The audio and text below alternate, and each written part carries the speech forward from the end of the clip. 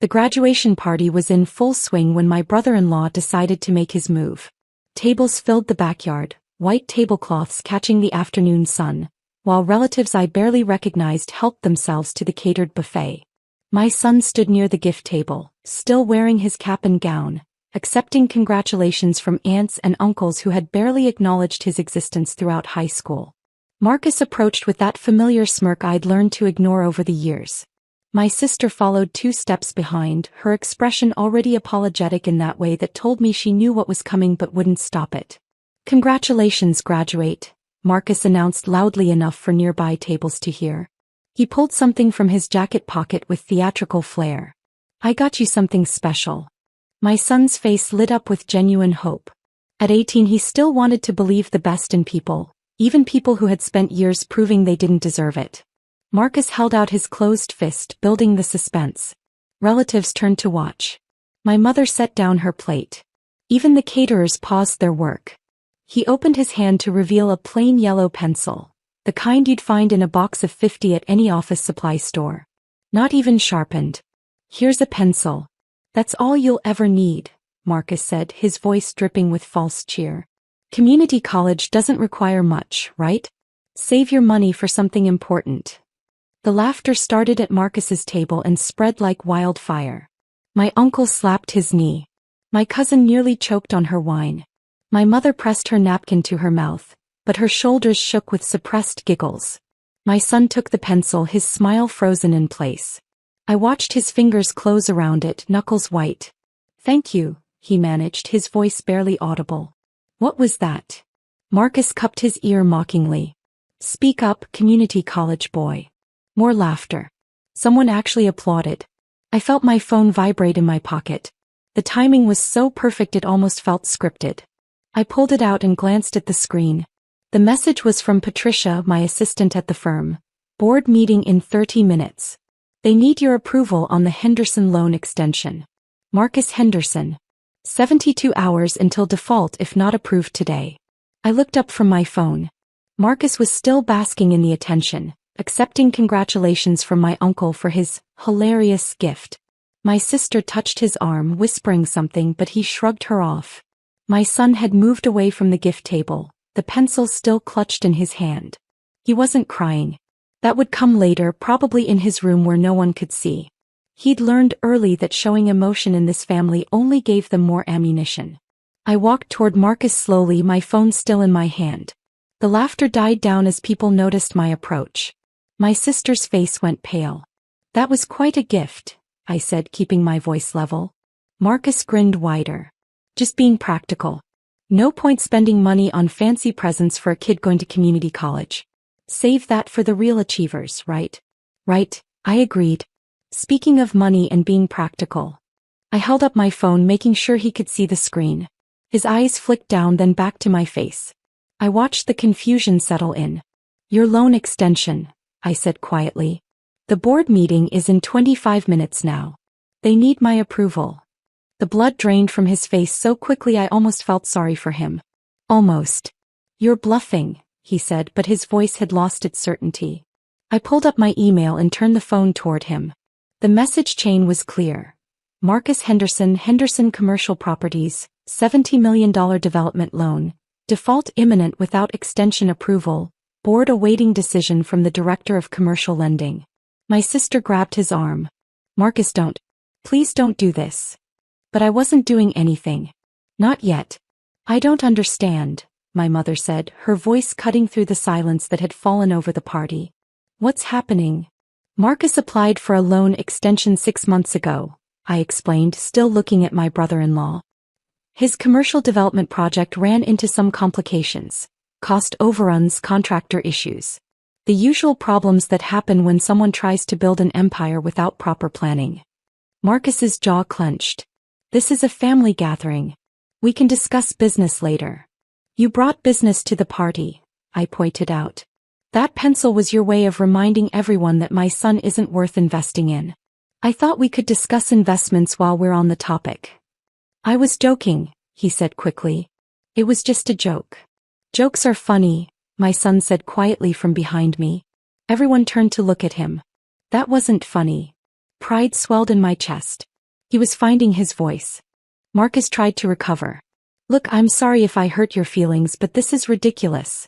You can't hold a business loan hostage over a graduation gift. I'm not holding anything hostage, I said. I'm simply deciding whether to recommend approval to the board. It's what I do every day. Evaluate risk, assess character, determine if someone is worth the investment. My sister stepped between us. Please. He didn't mean it. You know how he is. He jokes around. It's just his way. His way has been to belittle my son for 4 years, I said. Every family dinner, every holiday, every achievement.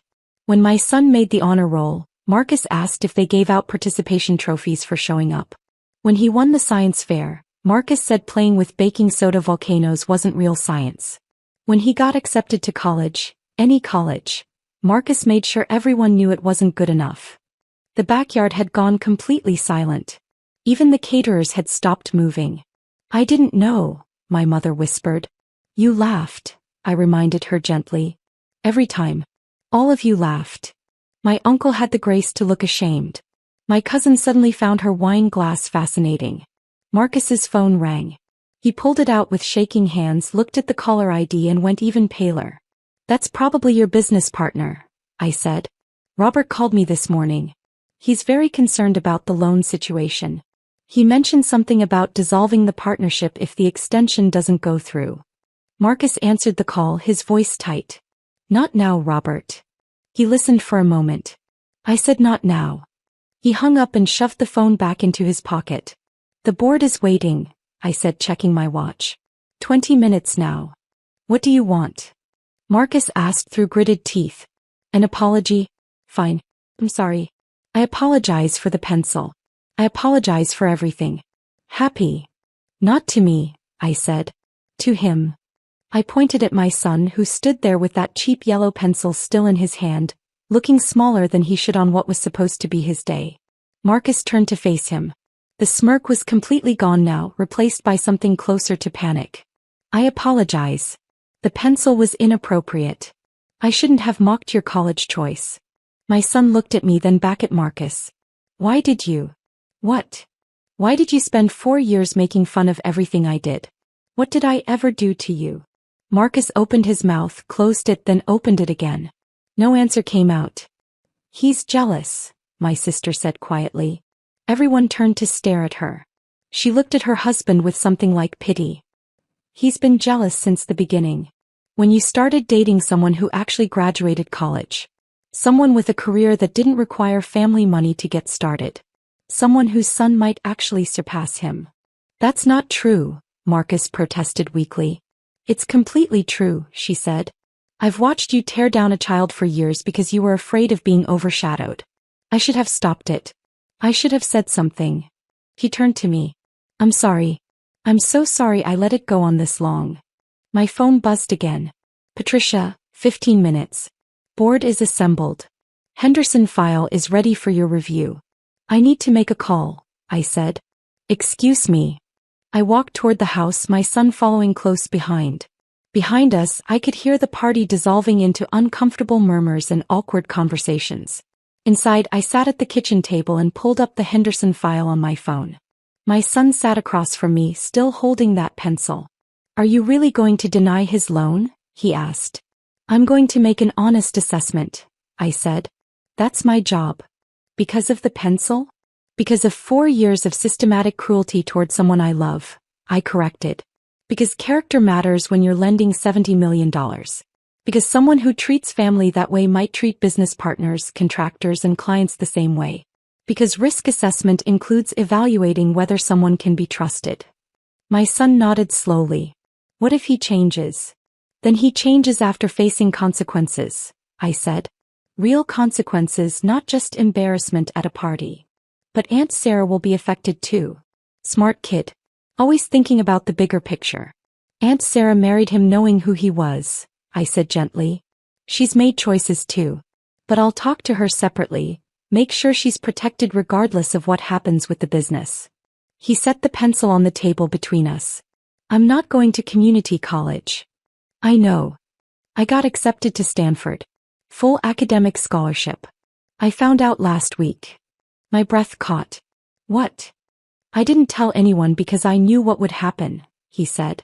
Uncle Marcus would find a way to make it about him. Or tear it down. Or make it seem like it wasn't real. So I just kept quiet.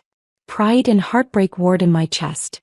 Pride that my son had accomplished something so remarkable, heartbreak that he'd felt the need to hide it from his own family. When were you going to tell me? Tonight, after everyone left. I wanted it to be just us. I pulled him into a hug, this brilliant boy who'd learned to protect his joy from people who should have celebrated it. My phone rang. Patricia's name flashed on the screen. The board, my son asked. I nodded and answered. Patricia. They're ready for you, Director. The conference line is open. Should I connect you? I looked at my son, at the pencil on the table, at the backyard visible through the window where my family sat in uncomfortable silence. Connect me, I said. The line clicked.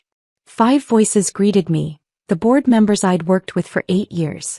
We have the Henderson file, the chairman said. $70 million extension request. Default imminent without approval. Your recommendation? I looked at the pencil again. Such a small thing. Such a devastating message. Denied, I said clearly. Risk assessment indicates poor character judgment and questionable decision-making patterns. I cannot recommend extension approval. Silence on the line, then. Noted. The board concurs with your assessment. Extension denied. Henderson Commercial Properties has 72 hours to cure default or face foreclosure proceedings. They disconnected. It was done. My son stared at me. You really did it. I really did. What happens now? Now. I picked up the pencil and snapped it in half. Now we celebrate your acceptance to Stanford properly. Just you and me. No one who'll try to make it small. We heard the back door open. Footsteps approached. My sister appeared in the kitchen doorway, mascara streaked down her face. He's outside crying, she said. Robert called again. The partnership is over. The business is done. Everything he built is gone. Everything he built on loans he couldn't repay, I corrected gently. Everything that was already failing. I just stopped pretending it wasn't. She nodded, wiping her eyes. I know. I've known for months. I just didn't want to face it. What will you do? I don't know. But I do know I'm sorry. For everything. For not protecting your son. For choosing my husband over my nephew. For laughing when I should have stood up. My son stood and hugged his aunt. She broke down completely, sobbing into his shoulder while he patted her back awkwardly. It's okay, he said. It's going to be okay. Always the bigger person. Always kinder than they deserved. Outside I heard car doors slamming. The party was breaking up early. Good. It was never really about celebration anyway. Just another opportunity for performance and judgment. My mother appeared at the door. I don't understand what just happened. Marcus gave your grandson a pencil and told him it was all he'd ever need, I said. I showed him what need actually looks like. She looked at the broken pencil on the table, at my son, at me. He got into Stanford? Full ride, my son confirmed. Her face crumpled. And we've been treating him like he was nothing. Not nothing, I corrected. Just not worth investing in, according to the people who should have loved him most. She left without another word. Through the window I watched her gather her things and leave with my uncle, both of them looking decades older than they had an hour ago. My phone buzzed one final time. Patricia. Henderson default filed. Board meeting adjourned. Congratulations on another successful risk assessment. I deleted the message and turned off my phone. What now? My son asked. How we order pizza, I said. And you tell me everything about Stanford. Every single detail. And I listen like I should have been listening all along, without waiting for permission from people who never deserved a vote. He smiled, really smiled for the first time all day. Can we get the good pizza? Not the cheap stuff. The best pizza, I promised. Because you deserve the best. Not a pencil. Not scraps. Not conditional love based on other people's insecurities. The absolute best. We ordered from the expensive place downtown. While we waited, he showed me his acceptance letter, his scholarship details, his dorm assignment. He talked about classes and professors and dreams he'd been afraid to voice. And I listened. Really listened. making up for all the times I'd let other voices drown out what mattered most. The pizza arrived. We ate in the kitchen, just the two of us, while the sun set on the worst and best graduation party I'd ever attended. My son threw the broken pencil in the trash on his way to get plates. He'd need much more than that at Stanford. And thanks to